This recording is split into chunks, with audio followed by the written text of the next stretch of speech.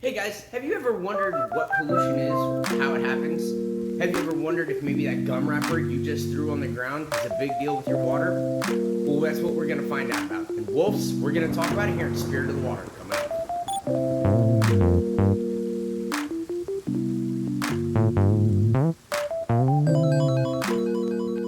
Hey, good evening guys, it's Cub Master Ben and I want to come talk to my Wolves this evening specifically, but this message really needs to be spread to all Scouts as it's part of our Leave No Trace principles. So tonight we're going to talk about Spirit of the Water, and the first thing we need to talk about is how does pollution get into the water near your home?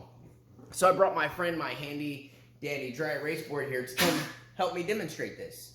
So near your house somewhere, maybe there's an ocean, or a lake and a pond, or maybe a river or a creek, right? Well, what happens if your trash gets into that river, pond, lake, or creek? Let's take a creek for instance. So near my house there's a creek, okay? And that creek funnels down, and it actually stays a creek all the way until it hits a local lake here named George Thomas. So it runs all the way out the lake George Thomas, and so any trash that gets into our creek, maybe it's a really windy day, or maybe somebody just threw it out their window while they were driving by, and it gets down to that lake, and there's fish and birds and animals that use that lake for water and food. So when it gets down there, maybe we'll say there's a turtle living in the lake, and there's a plastic jug from some milk floating in the lake, and the turtle's like, hey, it's nice, let's go see what that is. And he gets into it, and now he's stuck in the jug. His head gets stuck inside the jug. And I know that sounds silly, but this actually happens in the ocean quite a lot. So now we've just polluted our local lake by not being aware of where our trash is and where it went after we disposed of it. Or maybe we just weren't paying attention and we threw it out the window because we thought that was a good idea. It's never a good idea to pollute, guys. And it's not just your trash that does it either. Have you ever been outside and you've seen somebody maybe working on their car and the stuff from their car spills on their driveway and goes down the driveway into the road and goes down the gutter? That pollutes our water too. Those chemicals can also hurt the animals, the fish, the birds, and the other things that frequent water sources. Including you, if you would happen, let's say you were on a hike and you wanted to drink out of a stream and somebody had dumped something in it up the way. Now you're going to be drinking that same stuff. At the same side, guys, don't go drinking out of streams you don't know aren't safe. All right, guys, secondly, we're going to talk about how can we conserve water in our homes. So let's talk about water conservation for a second. Water conservation is a way to help reduce the amount of water we use. Maybe you left the sink running, or you left the hose running outside, filling up the pool, or you heard mom or dad or somebody say, hey, don't waste that water. It's not really wasting water, but it is uselessly letting water run when there's no need to. So you could see this maybe when you're brushing your teeth. How about you turn the water off? Or when mom and dad, maybe when dad's shaving his face in the morning. Hey dad, turn the sink off when you don't need it. Or maybe even just taking a shower. Have you ever seen a parent turn a shower on, or you turn a shower on so we don't get in the cold water? I've done it. We're all guilty of things like that, guys. But there's plenty of ways you can help conserve water in your home just by doing things like turning off the water while you brush your teeth, or turning off the water while, you wash the dishes or whatever you're going to do, okay?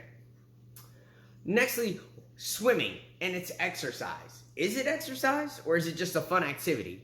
Well, it is a fun activity, but it's also good exercise. Think about it. You spent a hard day at the pool, your heart's beating fast, you're breathing fast, so you're working on your cardio function, right? You're working on the cardiovascular system, your heart and lungs, and how it breathes and pumps oxygen with your heart out to your body.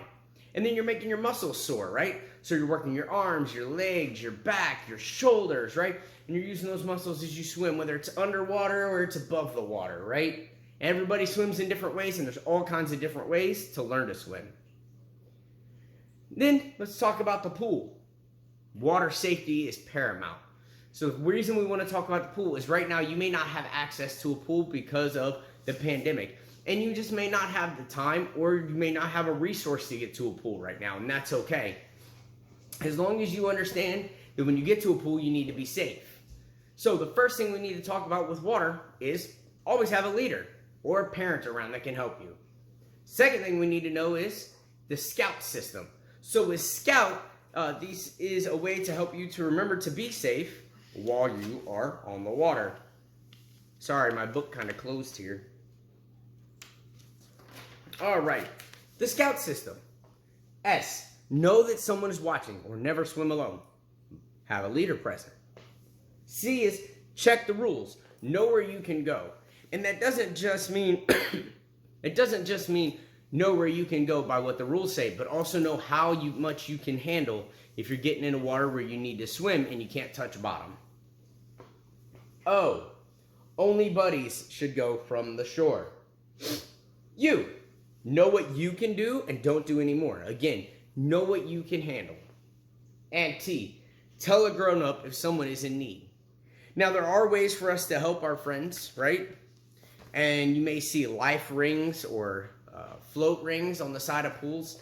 If someone falls in, it's always a great tool to help throw that to them to help them get out. But never get in the water yourself, and always get an adult or a lifeguard to come help if someone is drowning or someone is in danger in the water. Lastly, guys, let's talk real quick about boating, because boating requires water safety also. Now, you might have seen a video I did a while back about floats and boats and how to properly wear a life vest, but sometimes we go swimming at the beach and we don't all wear a life vest. But the same rules apply. Make sure you know where you can go, make sure you know what you can handle, and make sure there's a parent present or an adult of some kind. And remember, guys, scouting with water means you need to have a Boy Scouts of America lifeguard there to help you out. All right? So remember to reduce, reuse, recycle, keep pollution down. Find something that's made from a recycled source. This bottle, for instance, is plastic, but it's made from recycled materials. So reduce your footprint, help the environment, help nature, maybe save a couple animal lives in the process. For me to you, this is Cub Master Ben. Keep rocking out. I think it's time to go swimming. Bye.